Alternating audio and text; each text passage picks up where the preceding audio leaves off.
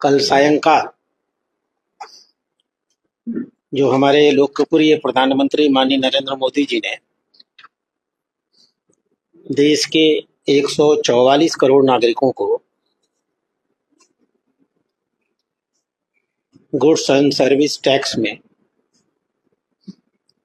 विभिन्न स्लैबों को समाप्त करके और विभिन्न वस्तुओं के टैक्स के दर में कमी करके नागरिकों को ऐतिहासिक लाभ पहुंचाया है। विशेष रूप से त्योहार के समय दीपावली, दशहरा सब कुछ हमारे सामने है और आज तो झारखंड का एक बहुत बड़ा त्योहार है करना उत्सव। आभार प्रदर्शित करने के लिए हम लोगों ने इस पत्रकार वार्ता को आयोजित किया है। इस टैक्स की दरों को कम करने से भारत सरकार को मिलने वाले राजस्व में प्रतिवर्ष 50,000 करोड़ की कमी आएगी। आपने गौर किया होगा जब माननीय प्रधानमंत्री ने इनकम टैक्स की स्लैब बढ़ाया था पिछले बजट में, 2.5 लाख से बढ़ा करके 12 लाख तक की छूट दी थी, तब भी तकरीबन 3 लाख करोड़ रुपए की रेवेन्यू की कमी आई थी। और उतनी बड़ी छूट देने के बावजूद भारत के विकास दर पे कोई प्रभाव नहीं पड़ा। भारत उस समय भी दुनिया की सबसे तेज विकसित होने वाली अर्थव्यवस्था थी और आज भी है। अप्रैल से जून तक के जो आंकड़े सामने आए हैं, दुनिया में औसत विकास की दर 3% है और भारत की विकास दर पिछली तिमाही में 7.8% आई है। यानी हमने नागरिकों को छूट भी दिया है, उनके जीवन को बेहतर किया है, उनके हाथ में अधिक पैसा पहुंचाया है और साथ में देश के आर्थिक विकास की गति को भी धीमा नहीं होने दिया है। हम इसी को मोदीनामिक्स कहते हैं। और इसी के दूसरे चरण में जैसा माननीय प्रधानमंत्री ने अपने संबोधन में 15 अगस्त को कहा था, उन्होंने कहा था कि हम देश के नागरिकों को बहुत बड़ा उपहार देने वाले हैं और सचमुच उन्होंने हमारी कल्पना से बड़ा उपहार दिया है। इसलिए हम उनके प्रति आभार प्रकट करते हैं। देश के नागरिकों के साथ समाज का कोई भी ऐसा वर्ग नहीं है और जीवन का कोई भी ऐसा पहलू नहीं है जिसमें लाभ नागरिकों को नहीं पहुंचाया गया है। जन सामान्य से उपयोग की जितनी भी सारी चीजें हैं, आपने आज के अखबारों में उनको छापा भी है, आप हमसे बेहतर तरीके से जानते हैं। फिर भी आप किसी वस्तु विशेष के बारे में पूछेंगे तो हम आपको बताएंगे भी। अधिकांश चीजों पर हमने बहुत सारी चीजों पर तकरीबन 90% ऐसी चीजें थी जिनमें टैक्स की दरों को हमने 28% से घटा के 18% और 12% से घटा करके 5% कर दिया है। 28% से 18% का स्लैब 99% चीजों पर आया है और 12% से 5% का स्लैब 90% चीजों पर आया है। कुछ चीजों पर तो हमने टैक्स को शून्य कर दिया है। जैसे जो घरेलू खपत की चीजें थी, पहले इस बात की चर्चा होती थी, हमने ऐसी पराठा, रोटी, चपाती, पिज्जा, ब्रेड, दवाएं, बहुत सारी जीवन रक्षक दवाएं, बहुत सारी अन्य सुविधाएं, इन पर हमने टैक्स को, लाइफ इंश्योरेंस की जो ढेर सारी योजनाएं थी, पूरे के पूरे लाइफ इंश्योरेंस को हमने 0% कर दिया है। यानी एक नागरिक जो लाइफ इंश्योरेंस कराने के लिए 15,000 रुपया का प्रीमियम देता था, आज उसे 12,000 का प्रीमियम देना पड़ेगा। इसी प्रकार से बहुत सारी ऐसी चीज है, मक्खन है, पनीर है, सूखे मेवे हैं, नमकीन, भुजिया और मिश्रण है, कॉर्नफ्लेक्स और अनाज के फ्लेक्स हैं, अचार है, फल और सब्जी के रस है, नारियल का पानी है, पर इसकी चीनी है, काफी है, सूप, शोरबा है, जो भी आपके जीवन की उपयोगी चीजें हैं, इन सब पर टैक्स की दर को घटा करके 12% से 5% कर दिया गया है।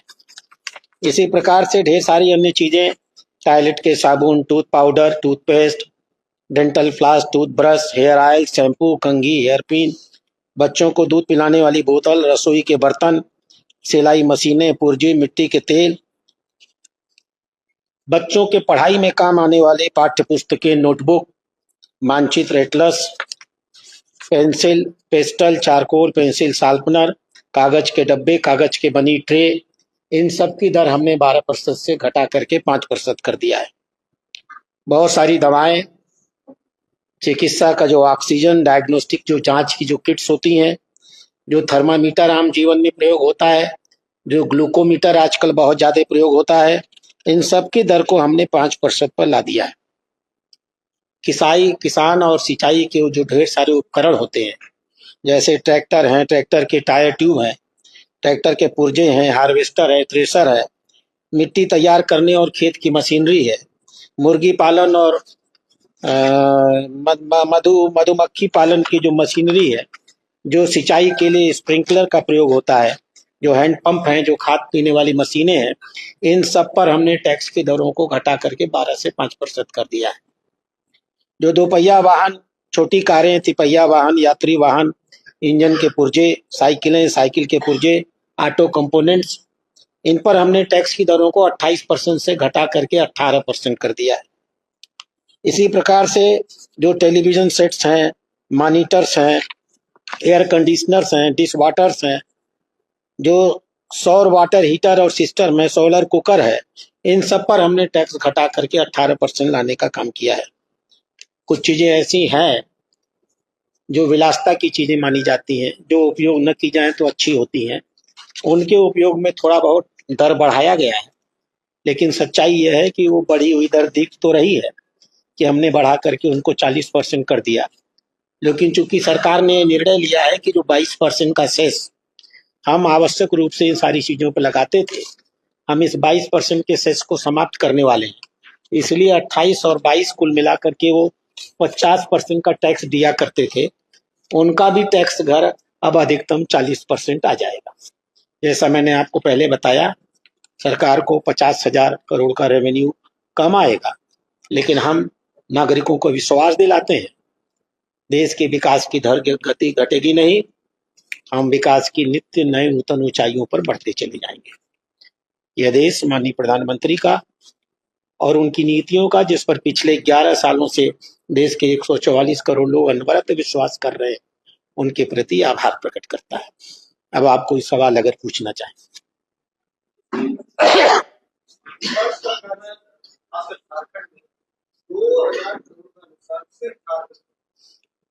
ये बड़ी अजीब सी टिप्पणी है सरकार की,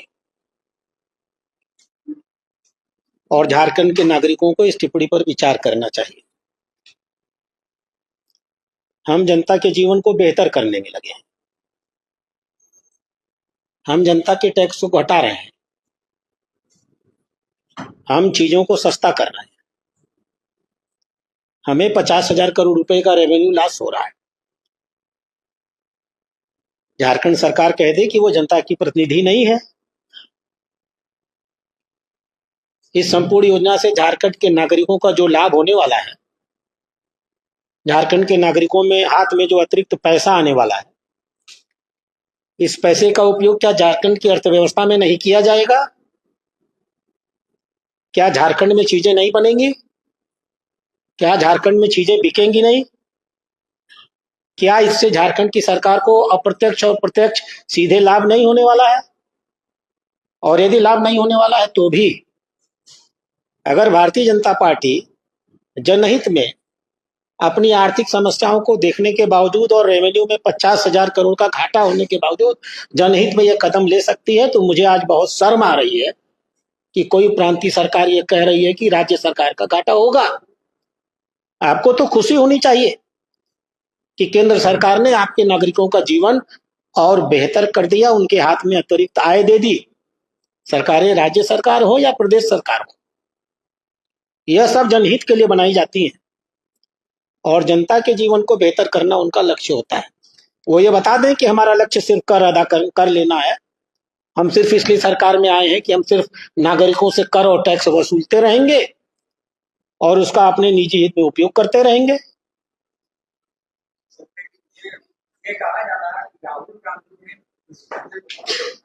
जी उठाया था, मैं आपके सवाल का जवाब दे देता हूं। 13 अगस्त 1918 को मैं डेट बता रहा हूं और स्थान बता रहा हूं, हैदराबाद। 13 अगस्त 2018 को हैदराबाद में माननीय राहुल गांधी जी ने पत्रकार वार्ता की थी। आप सबने छापी होगी, मैं खोल के पढ़ देता हूं। हाथ कंगन को आरसी क्या, पढ़े लिखे को फारसी क्या। राहुल गांधी ने कहा था कि हम इस देश में एक टैक्स की स्लैब ले आएंगे। आपको याद होगा क्या कहना चाहते थे वो? अंबानी को गाली देने के बाद अंबानी के ऊपर भी उसी दर से टैक्स लगाना चाहते थे जितना इस झारखंड के आदिवासी गरीब नागरिकों के ऊपर लगाना चाहते थे। नाम गाली देते हैं अंबानी और अंबानी का, लाभ उन्हीं को पहचाना चाहते हैं। कह रहे थे देश का अमीर हो चाहे गरीब हो, पिछड़ा हो चाहे दलित हो, चाहे बहुत बड़ा पढ़ा लिखा आदमी हो चाहे शिक्षित आदमी हो, शहर में रहता हो गांव में रहता हो, सबको एक ही दर से टैक्स देना होगा। ये किस टैक्स की व्यवस्था में होता है? टैक्स बनता ही इसीलिए है कि जन सामान्य को टैक्स में छूट दी जाए और समाज के बड़े वर्गों से अधिक आय ली जाए। मैं आपको उनका वो इंटरव्यू, हो सकता है आपकी याददाश्त में न हो, मैं आपकी याददाश्त में डाल देता हूं और आपसे आग्रह भी करूंगा कि आप उसे मजबूती के साथ प्रकाशित करें और जैसा आप मुझसे सवाल पूछ रहे हैं वैसा ही सवाल परम श्रद्धेय महाज्ञानी जो भी आप नाम रखना चाहें उनका रख लीजिए।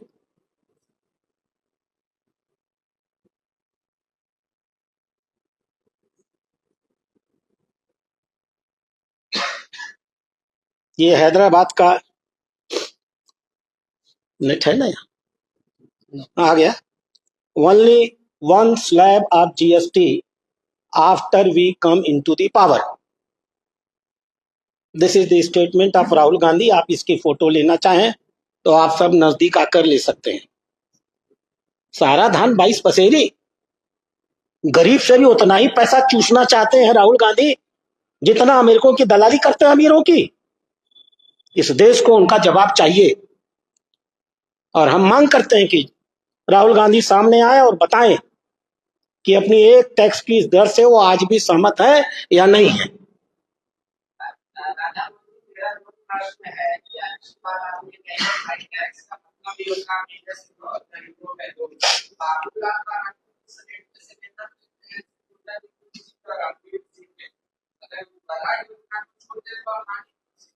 आप अपने सवाल का जवाब खुद दे रहे हैं। आपने सवाल नहीं पूछा, अपने सवाल का जवाब भी दे दिया है।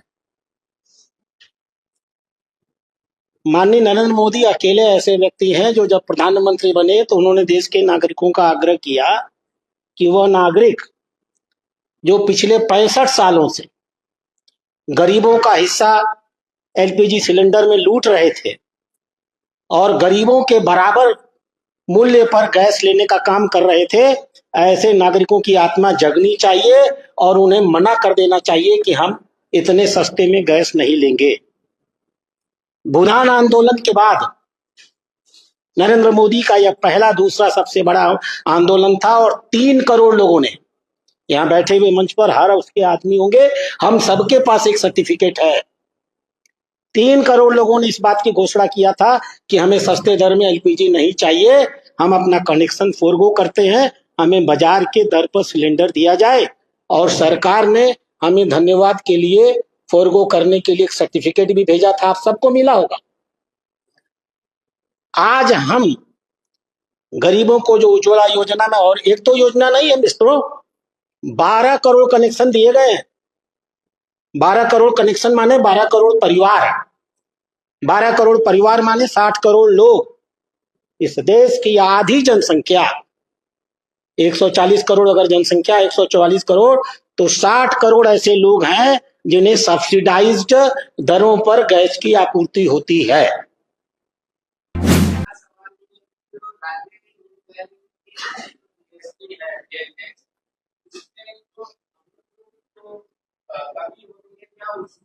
मैं ऐसे राज्यों के सभी नागरिकों से आग्रह करूंगा, उन्हें सड़कों पर आना चाहिए, अपनी सरकारों के विरुद्ध आंदोलन करना चाहिए और अपने सवाल सरकारों से प्रश्न खड़ा करना चाहिए।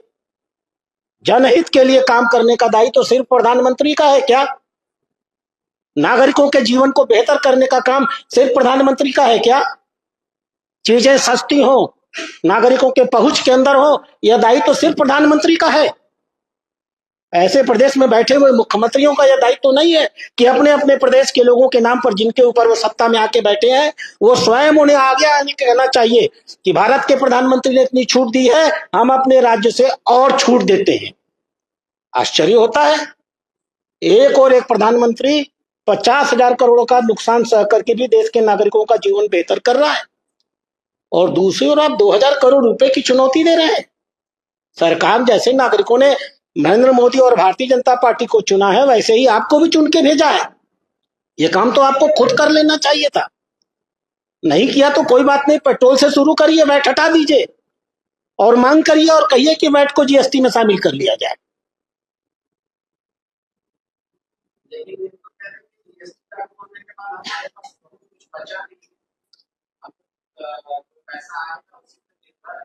देखिए, ऐसा है, जो लोग कमी का रोना रोते हैं वो अपने भ्रष्टाचार को छिपाने का काम करते हैं। सरकार पहले भी थी, दिन भर रोते थे लोग। आज हमारी सरकार है, हमने तो कभी रोना रोया ही नहीं। देश के विकास की गति बढ़ती चली जा रही है। लाखों लाखों करोड़ रुपए हम न जाने कहां से ला करके देश के विकास में लगाते चले जा रहे हैं। आप सरकार में बैठे हो और अगर आपको संसाधन इकट्ठा करने की क्षमता नहीं है तो आपको सरकार छोड़ देनी चाहिए। हम आएंगे और हम व्यवस्था कर लेंगे इन्हीं संसाधनों में झारखंड के नागरिकों की बेहतर जीवन के लिए। हम नागरिकों से आग्रह करेंगे और हम तैयार हैं इस बात के लिए, और हम चुनौती देते हैं झारखंड की सरकार को, आप नहीं चला सकते हैं सरकार, हट जाइए। हम इन्हीं संसाधनों पर झारखंड के नागरिकों का बहुत बेहतर जीवन करके दिखा देंगे।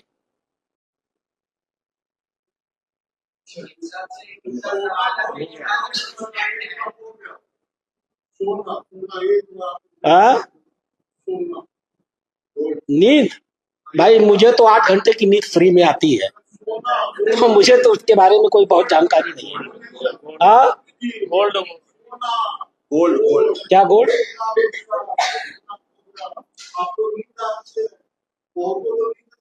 अरे सोना खरीद करके जो बड़े बड़े लोग अपने सीटों में रखे हुए हैं, छोड़िए उनको।